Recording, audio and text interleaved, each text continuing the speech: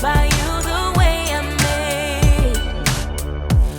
You are perfect, you don't make mistakes. I am loved by you the way I'm made. You made me on purpose, and I am not broken. You remind me of the truth that you have spoken over me. I am yours, I'm enough, I am loved deeper than the sea.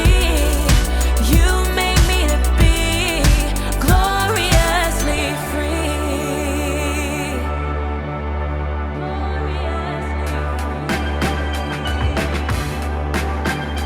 You made my heart, made my mind, made me bright so I could shine. And I just wanna say that I'm amazed. All the things that make me me, make you smile, and I can see that. God, your love for me, your love for me. You are perfect, you don't make mistakes. I am loved by you the way I'm made. You are perfect, you don't make mistakes. I am loved by you the way I'm made. You made me on purpose, and I am not broken. You remind me of the truth that you have spoken over me. I am yours, I'm enough, that I am loved deeper than the sea. You made me to be. You made me on purpose, and I am not broken. You remind me of the truth that you have spoken over me. I'm enough, that I am loved deeper than the sea. You made me to be gloriously free. Gloriously free. Yeah. Gloriously free. Free. Gloriously free.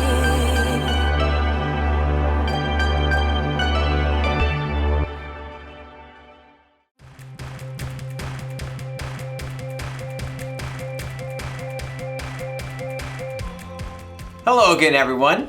My name is Graham, and as you can see, I kinda like candy a little bit. I think when you know what kind of candy someone likes, it says a lot about their individuality. Individuality is discovering who you're meant to be so you can make a difference. Because we're all different, right? We look different, we act different, we're gifted at different things. Like maybe your gift is that you're really smart. Or maybe you're a gifted performer. Someday, you're going to be a star. Or what if your gift is sports? Of all these gifts here, which one do you think will make the greatest difference in the world? Clearly it's the smarties, right? I mean, they get the best grades in school, they invent things and solve complicated problems for people. They could literally change the world with their gift. Ooh, but hold on a second. These stars entertain us. They make us laugh and cry and feel all kinds of emotions. We learn things from the songs they sing and the stories they tell. Things a smarty would never be able to teach us. Surely the stars make the greatest differences. Ooh, then again, when I'm watching sports, it really gets my blood pumping. And playing sports helps us to grow stronger and stay healthy. Without our health, it'd be hard to enjoy anything. People with a gift for sports can really make a difference. This is a tough one. I can't decide which gift will make the greater difference. Maybe there's another gift I'm not thinking of. And maybe, as we'll learn in today's story, these gifts work better together. I know what to do. I'll see you in a bit. The Bible. It's 66 books of history, stories, letters, and poetry that fit together to form God's one big story. The epic adventure of how He created us and loves us so much that He made a way to rescue us. As we travel through the Bible, from Genesis to Revelation, we discover people who met God and found their lives changed forever. Now, for an amazing story, inspired by the book of 1 Corinthians, chapter 12, verses 12 through 27. The Apostle Paul traveled far and wide, spreading the good news about Jesus wherever he went. Several years after starting a church in Corinth, Paul got the word that, well, things there weren't going so great. I need to write them a letter. Quill, please. My brothers and sisters, I have been told you are arguing with one another. Paul especially wanted the new believers to understand that God had given each of them unique gifts, and no one's gift was more important than anybody else's. There are different kinds of gifts, but they are all given to believers by the same Spirit. There are different ways to serve, but they all come from the same Lord. There are different ways the Spirit works, but the same God is working in all these ways and in all people. Now, just like the believers in Corinth, each of you has also been given special gifts. God designed every human being uniquely for a special purpose. Each of you are good at different things. Certain skills and talents come more easily to you. But once you decide to follow Jesus, you have the power of God's Spirit at work in you, so your gifts are supercharged. Now, you're not just trying to do it all on your own. God is at work in and through your gifts. Let's see what some of those gifts might look like.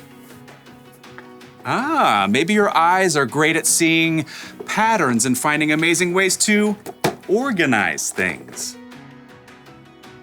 Maybe you've got a stellar voice and you can encourage the people around you with your singing. Well, it's possible God's given you a gift for, let's find out. Ooh, baking.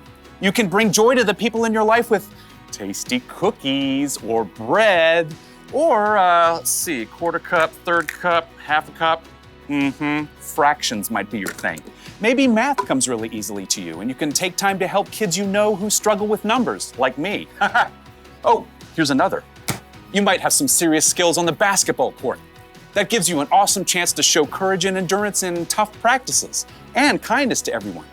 Yes, even kids on the other team. Let's take a look at one more gift. What could it be? Oh. Earbuds.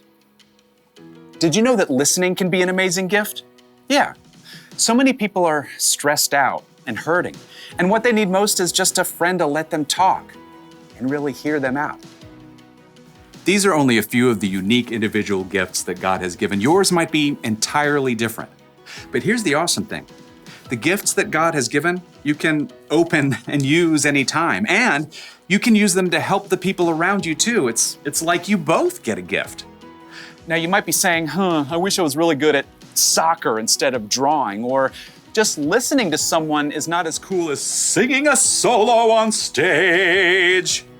But your gifts are just as important as the gifts God has given to everybody else. Listen to what Paul says. There is one body, but has many parts. It is the same with Christ. We are all baptized by one Holy Spirit, and so we are formed into one body. Then, Paul sets up some pretty amazing word pictures. Take a look. Suppose the foot says, I am not a hand, so I don't belong to the body. By saying this, it cannot stop being part of the body. And suppose the ear says, I'm not an eye, so I don't belong to the body. By saying this, it cannot stop being part of the body. If the whole body were an eye, how could it hear? If the whole body were an ear, how could it smell? God has placed each part in the body just as He wanted it to be. If all the parts were the same, how could there be a body? As it is, there are many parts, but there is only one body. The eye can't say to the hand, I don't need you. The head can't say to the feet, I don't need you. In fact, it is just the opposite. The parts of the body that seem to be weaker are the ones we can't do without. God has put together all the parts of the body. In that way, the parts of the body will take care of one another. If one part suffers, every part suffers with it. If one part is honored, every part shares in its joy. You are the body of Christ. Each one of you is a part of it. God has given you a unique gift. No one else can play your part in the work God is doing in this world.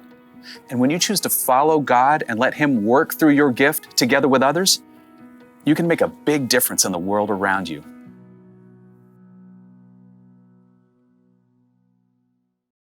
You've probably figured this out already, but there are way more than 3 different kinds of gifts. You might be able to sew or create things on a computer.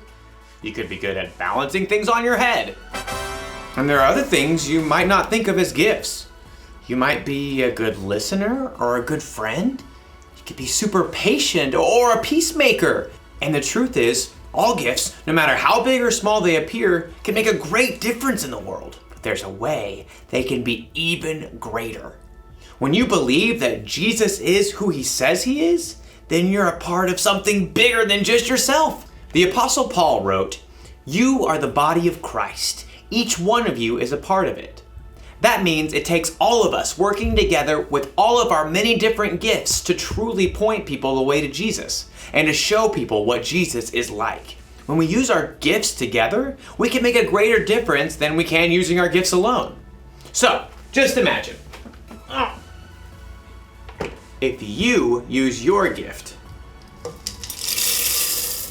and then you find someone with a different gift to work with, and then both of you find someone else,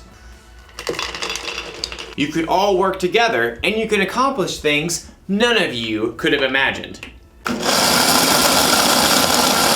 You should definitely use the gifts you've been given to make a difference. But here's the one thing to remember. We can use our gifts together to make a greater difference. We can literally change the world. That is so good. Kind of lumpy though. Yeah, I'm gonna stop drinking that now. I'll see you next time.